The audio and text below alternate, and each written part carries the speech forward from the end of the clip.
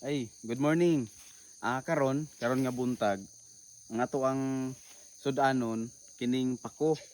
So ang kining pako nagiging isa ni sa mga natural nga fern diri sa ato ang palibot. Bali makita lang nato nga naara siya sa mga kasagbutan. Isa ni sa mga nindot nga sudanon, ilabi na nga kung gusto ta makatipid. Sa panahon karon lisod kaayo ang panginabuhian. Kung nalang tay tanom ani, pwede ni siya itanom sa ato ang mga garden. O kung diri sa lugar, normal lang ni siya diri, ginapasagdan lang ni sa mga diri sa mga dapin sa sapa o sa mga bugnaw pa nga lugar. Pero dito sa ato sa atong init nga lugar nga ato ang gitanuman og mga kahoy, walay mga ingon ani. Isa po ni sa atong mga koleksyon. Kini nga gulayon o kini nga fern, mao nitong nag-viral ta last April na video nato, niabot siya og 1.8 million before nato siya na-delete kay gibawal. So mao ni siya nga pako ang katong pwede nato makaon. Daghan ang klase sa fern katong ginabuhat decoration, pero ang kini ang isa sa pwede nato nga makaon. Makita nato kung unsa kalapad ning kuan area. Patuyok ni dito, padulong dito sa taas.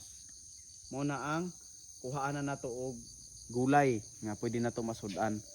Nindot ni siya, organic, no need ang spray, no need ang fertilizer. So kung natay mga tanom sa ani, dakong tabang ni sa pangadlaw-adlaw nato nga panginhanglan nun, ilabi na sa ato mga sudan. Daghan pug klase nga pwede siya lutoon, ginisa, adobo, salad, ginataan o unsa man ang inyong gusto, bagay kayon siya nga gulay. Raw bani ko ninyo manguha pa ta diri sa palibot aron na ato ang maluto karon na buntag.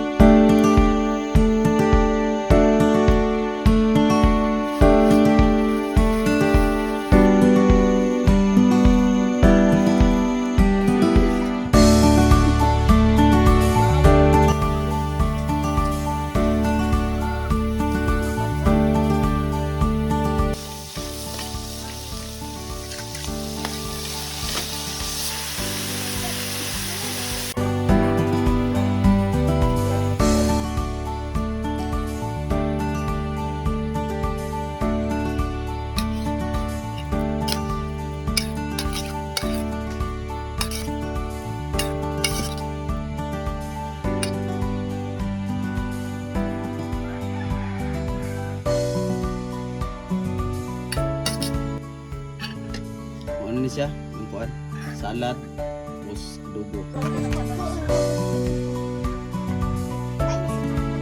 Nice logo. No, ano ha? Puta na ha? Di ba natin nagkaon from palagi?